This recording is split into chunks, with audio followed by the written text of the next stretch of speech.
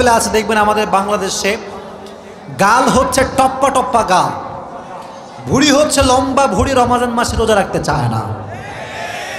এরকম যুবক বাংলাদেশে আছে না নাই? জিম করে বডি ফুলায়, ইয়া বডি, কিন্তু রোজা রাখার সময় হুজুর পারি না, এত না খাইয়া থাকতে পারবো না হুজুর।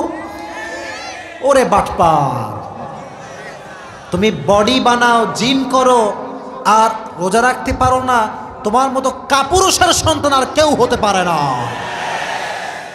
আজকাল তো সমাজে গাঁজাখোরের কোনো অভাব নাই। ইয়াবা, গাঁজা, কি যে একটা বাজে অবস্থা আমাদের সমাজের ভেতর হয়ে গিয়েছে, আপনার কোনো ধারণা নাই। সামনে আসছে রমজান মাস, দেখবেন মানুষ রোজাও রাখবে, তারাবিও পড়বে, তারাবি পড়ার পরে দেখবেন ধুমাইয়া মোড়ের দোকানে বিড়ি টানতেছে না, এরকম